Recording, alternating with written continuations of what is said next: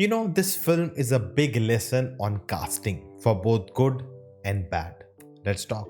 Hello guys, I'm Nona Prince and today we'll be talking about the Archies Netflix film directed by Zoya Akhtar. Now if you don't know, it's an adaptation of American comic series Archies, and this is actually the first film adaptation of Archies. Before this there have been TV films, animated shows and live action series, but not a full feature film. And the world of Archie is considered to be the most American thing because of its culture, the setting, the character traits. So there were some eyebrows raised that how could you turn that into an Indian adaptation. But the big news this made was with its casting choices. Because out of 7 main characters, 3 were Nepo kids or star kids who are getting launched through this film. So since the first look came out, it's been getting criticism regarding nepotism, being not Indian, being not relatable, it's a rich people story. So now that the film is out, let's find out what works and what doesn't. First, the way the film has adapted the Archie comics into Indian setting. It's very well done. The film is set in an Anglo-Indian community, and that does not add a different layer to it, but also put a limelight on the people who are not talked that much about, especially in cinema. The film is a musical set in the 1960s, and it takes place in a real time period in history, but the execution of it, the style of it is very fantasy-like. It feels like a comic book coming alive. Now, I'm not an avid fan of Archie. I did have one comic book. I don't know where it is right now, but I have read it. I know the characters a bit. I remember watching the animated TV show, but I'm not a fan of it or consider myself to know this world and these characters inside out. But I can say the balance of the original content with this different setting is very well done, that it never feels forced. Now, this being relatable is definitely a big question for many, but I always say if you're a cinephile, it should not matter. We don't get this type of films very often, especially in India. It's very different. It is a musical in the traditional sense, not like most Indian films which have music in it. And I can understand if this film is not for everyone. But what I can say is that the world building of the film really works. And you do that by providing a depth to the world, making it 3-dimensional, giving this place, these people a backstory, which makes it real, which makes it believable, to get a sense of past, present and future of these people, to find out how they live, why they live, what's their motivation, to give them a life of their own. And as I said, it feels like the comic book has come out on your screen. This world has that mystical element to it.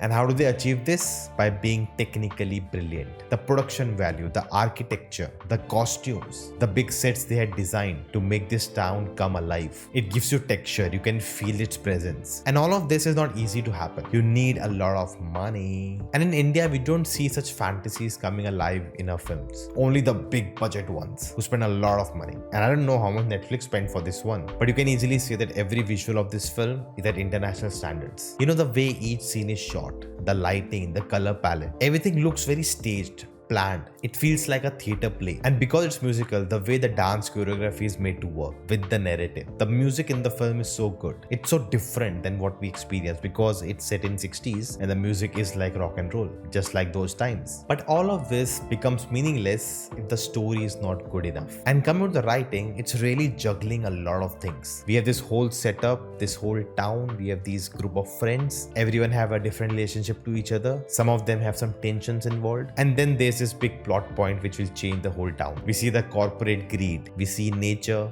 versus development. What is right, what is wrong? It's capital gain versus cultural gain. How can you value a heritage? Is it okay to lose your peace of mind just to advance in life? Is money the answer to everything? And being a film set in 1960s, the film is also talking about a lot of relevant issues. Like press freedom, environmental issues, the ills of capitalism. And with that, it's also balancing the attributes of the original work. We see the growth of the characters. We see them making a stand, fighting for the right.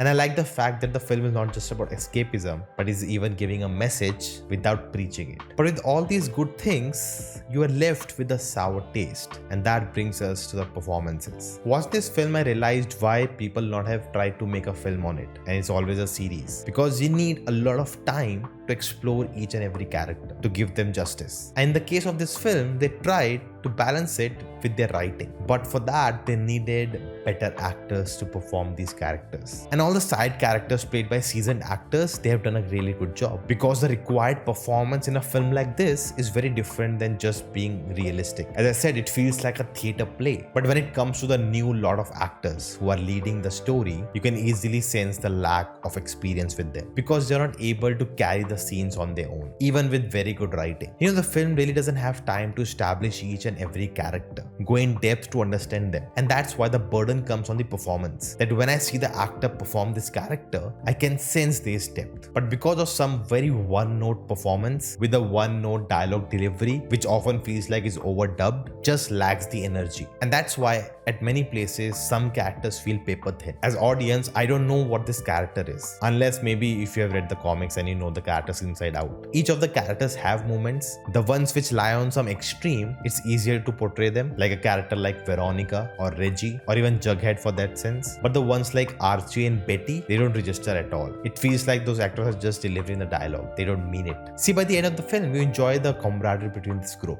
and you have fun with them. But the credit for all of that goes to the writing. I just wonder, the kind of performance Zoya could have pulled from, seasoned actors would have just elevated this film to something else. And when you put this film next to other Zoya Akhtar films, it may not rank that high, but she understood the task, what she was going for, and what this film need to do. And I think it does that well. And for that reason, I feel this film may work really well in the West. Being a Netflix release, it will be going around 200 countries. It's available in different dubs. And if the film makes a mark like RRR, a lot of eyeballs will move to India because the film doesn't lack the craft of filmmaking. The performances, maybe, but it also can be all of our nepo bias, which they will not have. And of course, there'll be this notion that why you are making something American, make something Indian of our own, which I don't agree to at all.